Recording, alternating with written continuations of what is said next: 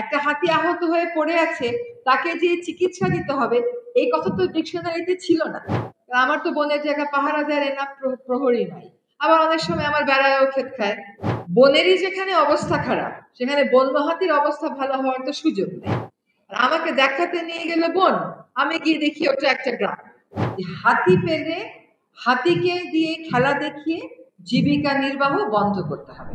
আমাদের কাজগুলো হওয়া উচিত হাতির করিডোর গুলো চিহ্নিত করা। আমাদের কাজগুলো হওয়া উচিত যে এখন আমাদের হাতে পয়সা আছে সেটা হিসাব করে সেটা ট্র্যাক করা। আমাদের করা উচিত হাতি মানুষ দ্বন্দ্ব যতটা কমিয়ে রাখা যায় সেটার চেষ্টা করা। দ্বন্দ্ব আমরা বন্ধ করতে পারবো কিনা আমি ঠিক জানি না, কারণ এত ছোট একটা দেশে আর এমন করে বনভূমি দখল হয়ে গেছে, সেই দখল উচ্ছেদ কিন্তু রাতারাতির ব্যাপার না। আপনি যদি চুনতিতে যান, আপনি বনে গেলেন না গ্রামে আসলেন, এটাই আপনি বুঝবেন না। আমাকে দেখাতে নিয়ে গেল বন, আমি গিয়ে দেখি ওটা একটা গ্রাম। তো তাহলে আপনি ওই বনের মধ্যে মানুষ, ওই মানুষকে আপনার তুলতে হলে সময়ের ব্যাপার, দীর্ঘ সময় ধরে পরিকল্পনা করে বিকল্প জায়গা দিয়ে তুলতে হবে। কিন্তু হাতি তো এই কথাটা বুঝবে না, সে তো তার প্রথাগতভাবে যে জায়গায় সে আসে, অভ্যাসগতভাবে সে সেখানটাতেই আসবে। এখানে গাছ লাগানো নিয়ে একটা কথা হচ্ছে, আমার মনে হয় যে একটা জিনিস একটু ক্লিয়ার করা দরকার। সেটা হচ্ছে যেই গাছগুলো প্রাকৃতিক বনের মধ্যে, শালবনের মধ্যে আপনার ইউক্যালিপটাস আছে, সেই গাছগুলো সরিয়ে গাছ লাগানো হচ্ছে। এখন গাছ লাগাবেন না এই প্রেসক্রিপশনটা দিয়েন না। তার কারণটা হইলো, তাহলে বনের জায়গাটা পাহারার দায়িত্বটা আপনাকে নিতে হবে।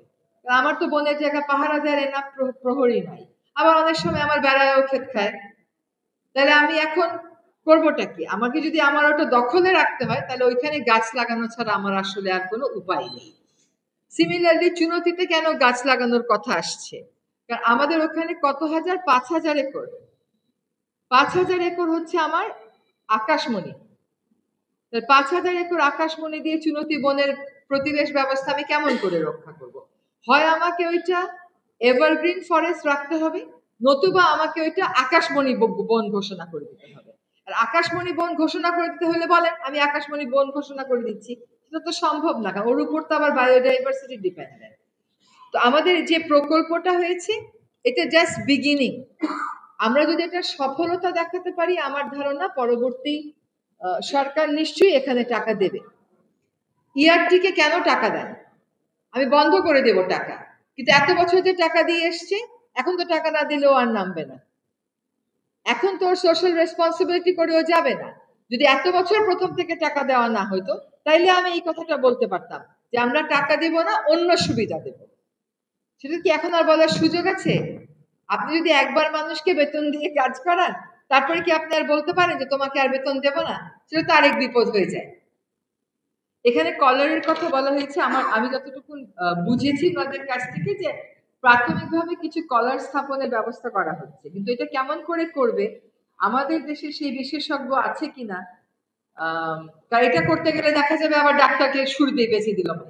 আমরা তো অভ্যস্ত না। এটা অনেক ধরনের বিপদের একটা কারণ কি জানেন? কারণ আমরা তো কোনোদিন এই কাজ করি নাই। একটা হাতি আহত হয়ে পড়ে আছে, তাকে যে চিকিৎসা দিতে হবে এই কথা তো ডিকশনারিতে ছিল না। এখন যখন এই কথা ডিকশনারিতে আসতেছে, এটার ব্যাপারে আমাদের সকলের তো অভ্যস্ততার একটা ব্যাপার আছে, প্রস্তুতির একটা ব্যাপার আছে। আরেকটা হাতি নিয়ে আমরা কথা বলি না, সেটা হচ্ছে ক্যাপটিভ হাতি। আচ্ছা, হাতি আবার কেমন করে মানুষের বাসায় থাকে বলেন? আমাদের প্রবাদই হচ্ছে হাতি পালা খরচ। মানে এমন খরচ যে এটা আসলে পোষানো যাবে না। আমরা বলি হাতির খরচ তো এই বাসায়। আমরা রেগে গেলে নিজেদের বাসাতেও তো বলি যে হাতির খরচ। সেখানে ক্যাপটিভ হাতি কারা পালে একটু দেখবেন তো, তাদের সেই পালার সামর্থ্য আছে কিনা একটু দেখবেন তো। যাদের হাতে ক্যাপটিভ হাতি পালার লাইসেন্স আছে, আপনি বলবেন বংশ পরম্পরায় তারা পারে। যে সময় তাদের বংশ হাতি পালতো, সে সময় বনবাজারের অবস্থা অন্যরকম ছিল, সে সময় বংশের অবস্থা অন্যরকম ছিল। আজকের বাস্তবতায় আপনি সার্কাস দেখাবেন হাতিকে দিয়ে? আজকের বাস্তবতায় আপনি রাস্তার মধ্যে হাতি দিয়ে গাড়ি থামিয়ে চাঁদা নেবেন?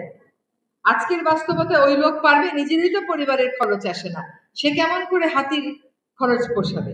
এখন এই ক্যাপটিভ হাতিগুলোকে নিয়ে আমরা কি করব? আমরা ওরা তো ক্যাপটিভি, ওরা তো এখন আর নেচারে ফিরে যাওয়ার অবস্থায় নেই। নেচারে ফিরে যাওয়ার অবস্থায় আনতে হলে আপনাকে একটা প্রক্রিয়া অনুসরণ করে আনতে হবে। তো বনে যারা আছে আমি তাদেরকেই সামলাতে পারি না, আবার ক্যাপটিভকে নিয়ে আমি বনে ফেলবো কি হিসাবে? কাজে আমরা যে লাইসেন্স দিয়ে দিলাম এতগুলো ক্যাপটিভ হাতির, আমরা কি দেখেছিলাম যে ওই যে লোক এটা নিচ্ছে তার আর্থসামাজিক বাস্তবতা কি? সে আদৌ হাতির খরচ পোষাতে পারবে কিনা? এটা তো আমরা দেখি নাই।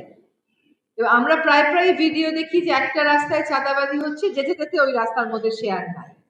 তো বন বিভাগ কাদেরকে লাইসেন্স দিয়েছে আমার মনে হয় তাদেরকে ডেকে এনে একটু বলে দেওয়া উচিত যে হাতি পেলে হাতিকে দিয়ে খেলা দেখিয়ে জীবিকা নির্বাহ বন্ধ করতে হবে।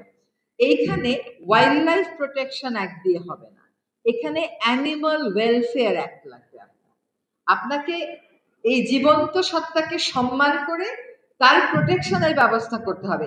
সেই যেরকম প্রোটেকশন ডিজার্ভ করে সেরকম প্রোটেকশন, আপনি যেরকম প্রোটেকশন দিতে চান সেরকম প্রোটেকশন না। আর এই দেশটা তো আসলে সকলের বসবাস উপযোগী হতে হবে।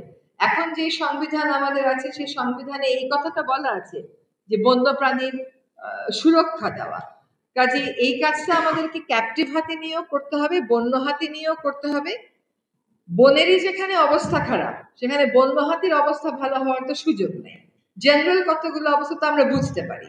তো হাতি সুরক্ষার একটা বড় উপায় হচ্ছে আপনার বনগুলোকে ফিরিয়ে আনা, প্রাকৃতিক বনগুলোকে ফিরিয়ে আনা, আর কয়েকটা জায়গায় আমাদের না বলতে শেখা। সেই যে এই জায়গাটাতে যত গুরুত্বপূর্ণই হোক না কেন উন্নয়নের জন্য এটা আমি দিতে পারবো না, কারণ আমি বিকল্প হাতির করিডোর করতে পারবো না। কাজে এটা আমাকে উন্নয়নের দোহাই দিয়ে এই জায়গা নিয়ে যাওয়ার কোনো সুযোগ নেই। আমরা যেন হাতির আবাসস্থলটা নিরাপদ করতে পারি, আর হাতির ক্যাপটিভ হাতির যে প্রভিশনটা আছে এটা থেকে আমাদেরকে সরে আসতে হবে। There should not be anything call captive হাতি। আমিও হাতি পালতে পারবো না, তো আমার পক্ষেও তো সম্ভব না ওর এই খাওয়ার সাপ্লাই দিয়ে। ও 35 কিলোমিটার হাঁটবে, এটাই ওর প্রকৃতি। কে পারবে ওকে 35 কিলোমিটার হাঁটাতে? এরকম এইরকম সামর্থ্যবান তো আমি মানুষ বাংলাদেশে এখন দেখছি না যে 35 কিলোমিটার জমির সে মালিক। আর হাতি মানুষের সহাবস্থান নিয়ে আমাদের পাশের দেশগুলোতে অনেক ভালো ভালো কাজ হয়েছে। আমরা যদি একটু আমাদের নজরটা বড় করি এবং অন্যদের থেকে শিখবার মানসিকতা রাখি, তাহলে আমি মনে করি যে এই কাজগুলো থেকে আমরা আস্তে আস্তে আগাতে পারবো। আরেকটা কথা বলা হচ্ছে যে আপনারা বিদ্যুৎ সংযোগ বিচ্ছিন্ন করে দেন। আচ্ছা, আপনার চুনতিতে 5,000 একর এলাকার মধ্যে কত হাজার পরিবার বাস করে, আমি বিদ্যুৎ সংযোগ বিচ্ছিন্ন করে দিলে হবে? তাহলে রাতের বেলা ওইখানে ওইখানে ওই লোকগুলো থাকবে কেমন করে? এতদিন যাবত এই দখলগুলো ঠেকান নাই কেন? ওখানে গ্রাম গড়তে দিচ্ছেন, এখন বলতেছেন বিদ্যুৎ সংযোগ বিচ্ছিন্ন করা। 4-5টা ঘর হলে সম্ভব, 51 একরের সম্ভব, কিন্তু কি করে 5,000 একর জমির মধ্যে গ্রামের বসতি হয়ে গেছে সেখানে বিদ্যুৎ সংযোগ রাতারাতি বিচ্ছিন্ন করে দেওয়া সম্ভব? এটা তো আমি বুঝতে পারছি না। কাজে আমাদেরকে গ্রামের মানুষদের সাথে কাজ করতে হবে। এইখানে আমাকে সচেতন করে তো লাভ নেই, আমি তো সচেতনই আছি। গ্রামের যে মানুষটা ওই রূঢ় বাস্তবতার মুখোমুখি, please reach out to that person, please reach out to that community. যে কাজটা আমরা এই প্রকল্পের অধীনে করার চেষ্টা করব। আমরা একটা হাতির অভয়াশ্রম করতে চাচ্ছিলাম। রেজা ভাইয়ের কথা শুনে একটু নিরুৎসাহিত হয়ে গেলাম যে সেটা হয়তো আরেকবার চিন্তা করতে হবে যে হাতির অভয়াশ্রমটা করা যাবে কিনা।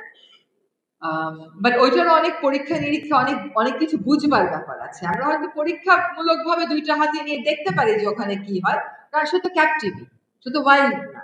তো তাকে আবার ওই ওই পরিবেশে অ্যাডজাস্টমেন্ট করানো এগুলোর বিষয় আছে। সো হুটহাট ইনশাল্লাহ আশা করি কিছু করা হবে না। আমাদের আজকের এই প্রকল্পটা আপনাদেরকে সাথে নিয়ে আমরা উদ্বোধন করতে পারলাম, সেজন্য খুশি হলাম।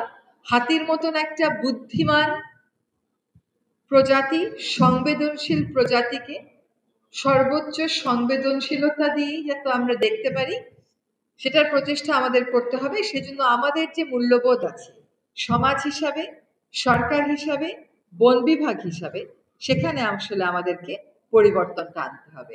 আমাদের মূল্যবোধে পরিবর্তন না এনে শুধুমাত্র আইনে পরিবর্তন আনলে কোনো লাভ হবে না। তো এটা একটা প্রক্রিয়ার ব্যাপার। কাজটা আজকে শুরু হোক। আর আজকে বিশ্ব হাতি দিবস উপলক্ষে এরকম একটা তাৎপর্যপূর্ণ কাজ আমরা শুরু করতে পেরেছি, সেজন্য আমি আনন্দিত।